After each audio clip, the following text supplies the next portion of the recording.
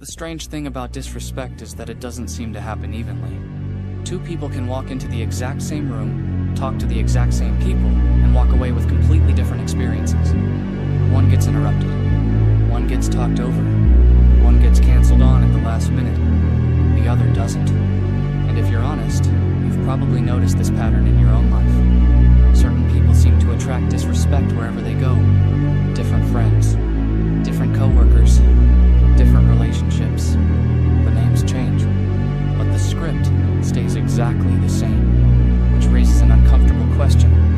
If all these people have never met each other, never coordinated, and have no reason to behave the same way, why does the pattern keep following you? And here's the part that rarely gets examined.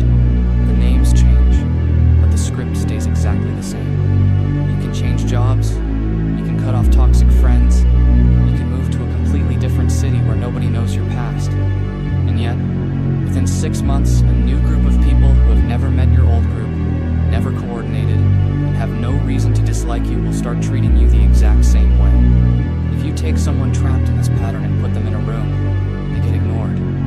If you take someone who never experiences this and put them in the exact same room with the exact same people, the energy changes. The rude people don't suddenly become polite. It's that something about the second person forces everyone else to instantly calibrate. Which means the pattern isn't actually about the people disrespecting you. It's about a silent data leak. But why does the pattern follow you? What are they downloading from you that tells them it's safe to push? Whether we realize it or not, we are all constantly running a background program that scans the people around us. Every time you interact with someone, they are building a psychological model of you, tracking what you notice, what you object to, and what you let slide. They notice if your voice goes up an octave when you're uncomfortable. They notice if you make a self-deprecating joke to smooth over a rude comment. Every time someone crosses a line and you quietly swallow your reaction, you think you're being smart.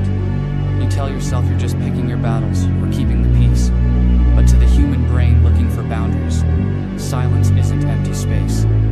Silence is a green light. It tells the other person, this is passable ground. This is where standard self-help advice stops. It tells you, you're sending the wrong signals. Stop doing it. But that's a superficial trap, because it fails to address the anomaly of the gap. It doesn't explain why you can type out a 3-paragraph text explaining exactly how hurt you are, highlight the whole thing, hit delete, and send a thumbs up emoji instead. If awareness fixed this, the typed and deleted text wouldn't exist. You know you're doing it. You know it's destroying your self-respect. So, why do you voluntarily leak the exact data that invites people to walk over you? What is happening in that split-second gap between the insult and your compliance? The clean, clinical label for this is conflict avoidance. But labels are just descriptions of what happens. They don't explain why. Most psychology books will tell you this freeze is driven by a primitive, abstract fear of confrontation or a fear of rejection. But that theory breaks the moment you look at actual human behavior. People who are genuinely terrified of arguments don't usually go quiet. They do the opposite. They scream. They escalate preemptively. They attack first so they don't get hurt. Swallowing your words isn't a fear of conflict. And it isn't a fear of a massive, dramatic rejection. You aren't actually worried they are going to pack their bags, block your number, and disappear forever because you asked them not to interrupt you. The fear is much closer, much tighter, and far more fragile. Think about that moment right after you delete the text, or the moment you laugh off a slight. There is an unspoken threat hanging over the room. A threat so severe that your brain chooses self-betrayal instead of speaking up. What is that split-second calculation actually trying to save? What is the catastrophe your brain thinks it's preventing if you were to say just one honest sentence? To understand that catastrophe, you have to look at how the environment actually learns to disrespect you. It almost never starts with a massive, unforgivable violation. It begins with a tiny, microscopic test, a late arrival with no apology, a sarcastic comment disguised as a joke, a small, dismissive wave of the hand.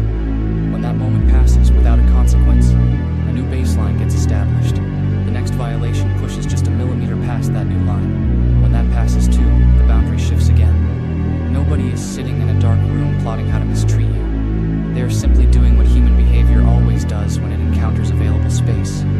Water finds its level.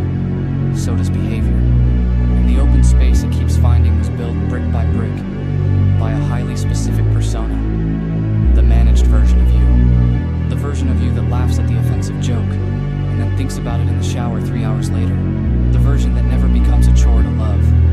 The one who bends so perfectly that the relationship never has to strain.